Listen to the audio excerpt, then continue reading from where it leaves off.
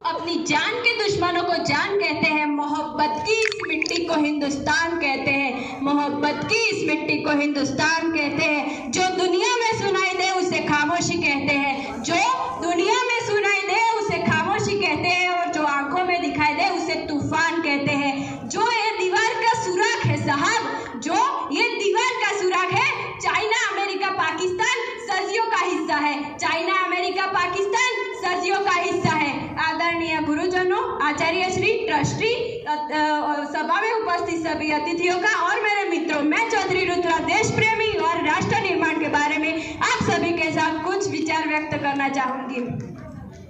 आजादी, आजादी का असली मतलब वही समझ सकता है कि जिसने गुलामी की है। आजादी का असली मतलब वही समझ सकता है कि जिसने गुलामी की है। हम तो बड़े सौभाग्यशाली है कि हम इस स्वतंत्रता भारत में जन्म लिया है।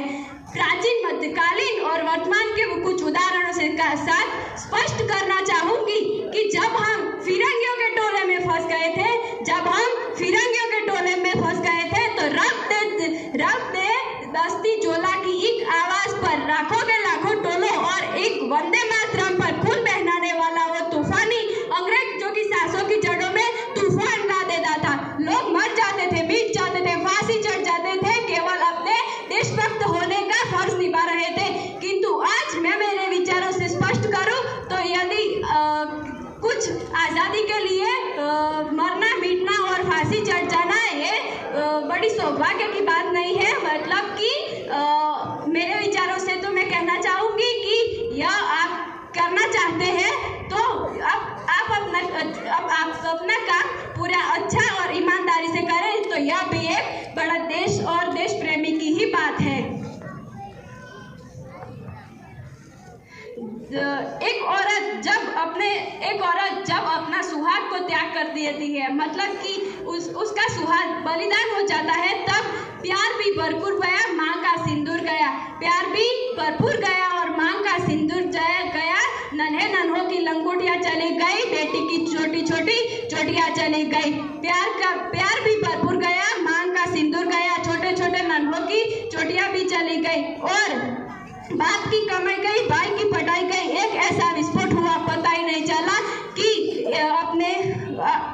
आपके लिए तो एक आदमी मरा है साहब, आपके लिए तो एक आदमी मरा है, किंतु मेरे घर की तो रोटियां चली गई, मेरे घर की तो रोटियां चली गई। वाले हालत पैदा हो जाने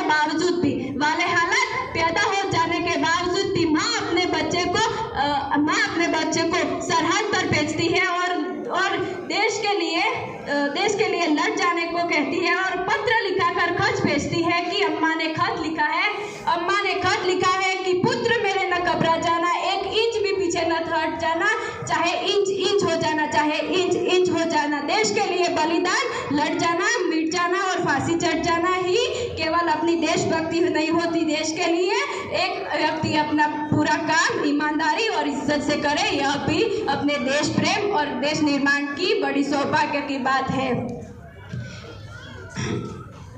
अंत में मैं इतना कहना चाहूंगी कि मेरा भारत महान था, महान है, महान रहेगा। जय हिंद, वंदे मातरम।